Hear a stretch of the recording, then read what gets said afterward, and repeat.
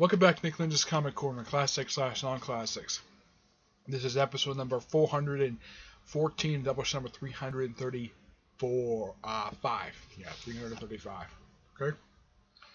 First up, it's Amazing Spider-Man Worldwide Volume 5, containing, because they have new numbering for this one. Yeah. So these are issues, and this is according to Dan Slott's numbering.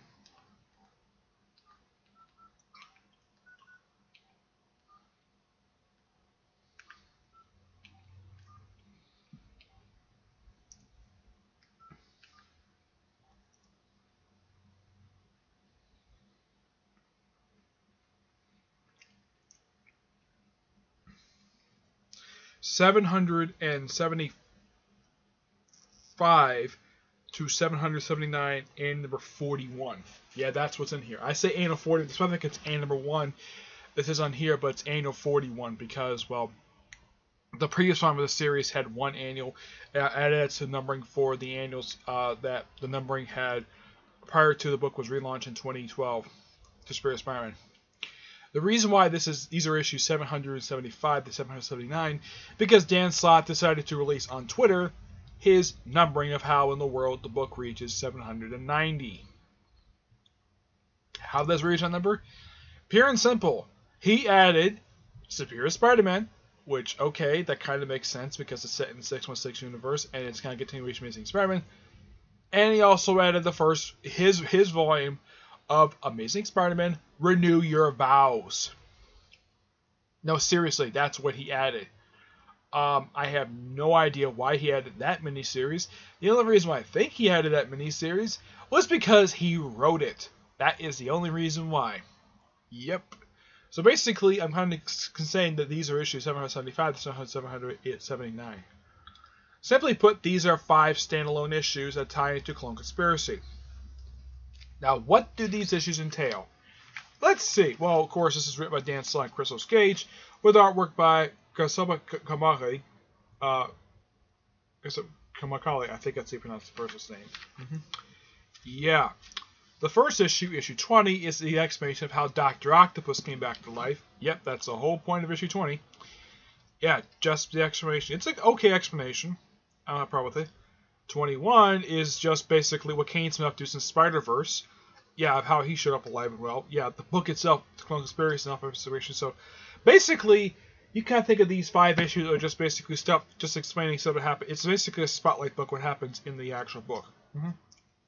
The third issue in here, issue number 22, this one is basically how Ben Reilly came back, which is simply put, basically explained, like, after he was killed at the end of the 4-part Revelations, which included the clone saga, the second one, Miles basically just shows up completely out of nowhere and just basically revives him and kills him 27 times before he actually sort of breaks out and just whatever. 23 is just something that takes place during one of the issues, where it just basically, the whole point of the issue is just basically Peter and Gwen talking about what happened after she died. Yep. Of course, she exists. She's not a clone. Yep. And, yep. The final issue in here, issue 24, is set during the finale. It's just basically kind of an explanation of, the whole point of this issue is just explaining that, yeah, that one of the Miles clones is in fact the real Miles Warren, and he just takes the identity of the Jekyll again. And, of course, the issue kind of leads into Clone Conspiracy Omega. The annual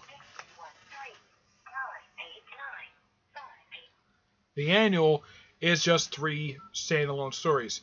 The first story is, if I can get to it, because I had to basically answer the call. Yeah, it's just basically Spider-Man in Mexico. Yep.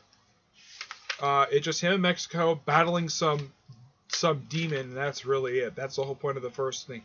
And this is the artwork for the first story.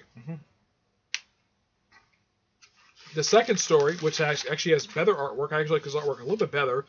This is basically what Cloak and Dagger have been up to since that really bad 3-parter that happened right after the first arc of this volume. Mm-hmm. Yep. Yeah. The thing about that second arc, which turned Mr. Negative, yeah, the only two good things about that story is the artwork and Return of Cloak and Dagger. Everything else but the story is pure garbage. Yeah. But, yeah, that's really the whole point of the issue, just simply adventure featuring Cloak and Dagger. Yep. That's really the whole point of the second story. Mm-hmm. The third story is just, well, Spider-Man in New York just does whatever. No really special stuff here. Okay, now these are people who do the artwork. The first story, the artwork is done. Let's call Mask. That's the Spider-Man in Mexico. Basically, Christos Gage. Roberto Ramos and Christos Gage do the writing for the first story, and the artwork is done by Francisco Herrera. Neo Dragon is done by James Amos, the writer of All New Invaders, and he also did recently the Calling of Skull Island series, which it's really good. I highly recommend it. The artwork is done by Corey Smith. The last story, Whose Crimes Anyway, is done by Wayne Brady and Jonathan Magna, with Bruno Olivia doing the artwork for that issue. None of the issues in here are bad. I know that Ed the Blue God basically when he was ranting every single time, he hated every single issues. I don't necessarily have a problem with these issues per se. They're not terrible issues. They got great artwork, and of course you gotta love the Alex Ross covers. And of course people really want Dan Slott to be off this title so badly. But the issues in here are good. I have personally no problem with them. They're okay explanations of basically how these characters go. And of course the last issue leads into Clone Conspiracy Omega, which the ending of that leads into Amazing Spider-Man 25, which basically leads to a really bad story. Yeah. Excuse me. But the issues here are pretty good. I'm gonna give this a 8.5 out of 10. It's an improvement of basically what Slott's been doing since an awful second and third story arc that happened after the first one. Next up is a better one. This is Suicide Squad Volume 6, The Phoenix Gambit, written by John Ostrander and Kim Yale, with Jeff Isherwood doing the first. He does the first 3 issues in this book. Actually, the first 4 issues. He does pretty much. He does most of the books in here. With Luke McDonald doing issue 44. Jeff Oswald also does issues 40 to 43, 45, 46, 47. With on 48 is Steve Leto and Norm Brad Frogel on issue 49. Yeah, this basically contains issues 40 to 49 of Suicide Squad Volume 1.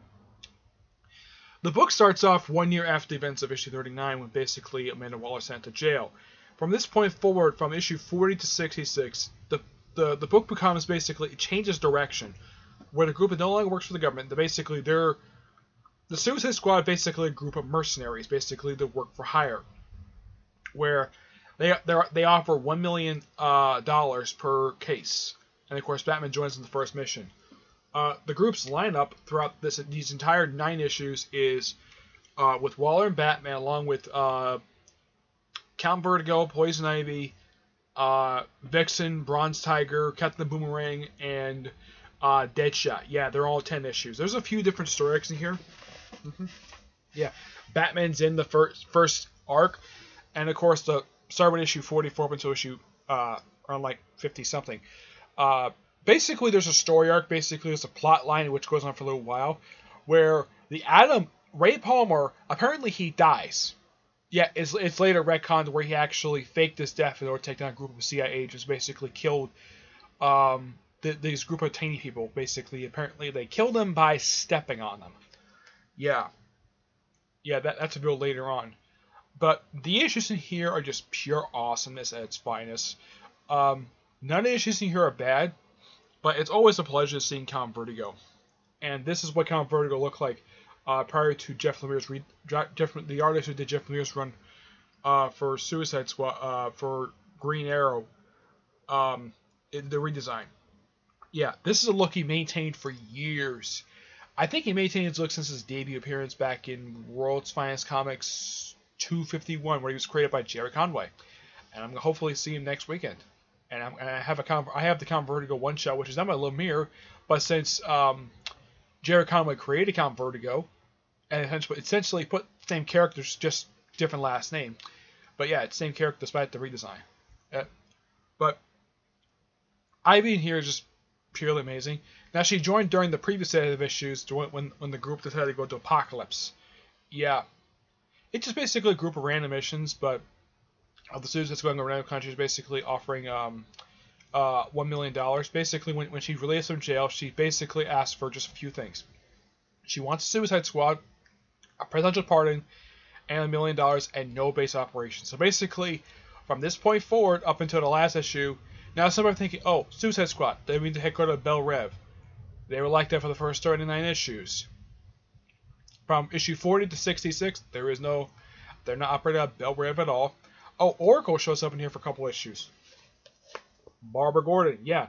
There's actually an issue where it basically features the Joker for a flashback from the Killing Joke. Basically, kind of explains how she became Oracle in the first place. Which I do appreciate John S. Rutter and his late wife, Kim Yale, doing that. Why do I keep referring to her as his late wife? Because she's been dead for years. She died of breast cancer. And basically, Ostrander had to co-write a lot of his books with him. Basically, this is one of them. They also did together the series Manhunter, which featured Mark Shaw. Awesome series. I highly recommend it. I am still mad at DC for not putting in the book to trade. It is such a great series. It's only 24 issues. So, I'm thinking, just collect it. It's only 2 books long. And I think that you collect Suicide Squad, fine. And you collect Martian Manhunter and The Spectre, 2 other books done by John S. Rutter, basically the 2nd volume of Martian Manhunter and the 3rd volume of The Spectre. Awesome books. And of course, this is basically where he got his big start. This is actually his first ongoing series he did for DC. The first series he did was Legends. Oh yeah, he also did Firestorm. He took over from Jerry Conway as the writer of that book as well. But yeah, basically, I think he enjoys writing characters that were created by Jerry Conway, just like Count Vertigo. Yep. The issues in here are just awesome as finest. I give this book a 9.5 out of 10. This one is just great. Yeah, I highly recommend getting Suicide Squad, the first volume of the series. As for how many trades there are left to come out for that, I don't know. My personal guess is probably 2. Yeah, my personal guess is probably 2 because, excuse me, for the first volume right now, there's only about 18 issues to go. So, yeah, my guess is about 2, maybe 3 trades, because I still probably also have to throw in there Suicide Squad Volume 2, because aside from finishing out, aside from the last 18 issues of Volume 1, there's still also the 2nd volume done by Keith Giffen, Jane DeMatteis, which it's not necessarily a bad volume per se. I've read it. Its biggest problem is the fact that it's more of a Sergeant Rock series than Suicide Squad. Yeah, that's simply the problem with the run. And the book ended at 12 issues, but it's not a bad volume per se. In the opening issue, they kill off the Injustice League in the very first issue. Basically, the group that Keith Giffen and DeMatteis created during their awesome run from the book that was Justice League / Justice League International / Justice League America. Yeah, they kill them all off in the first issue, all except for I think it was like Big Sur and Cluemaster were the only 2 not killed. Though Cluemaster apparently was killed, and then he was retconned to be alive and well. Yep. So that's it for this episode. Stay tuned for when I get a chance to do episode 415, and it'll probably be Doubleshot. It'll probably be Doubleshot 336. Okay. But until then, I will see you there. Bye.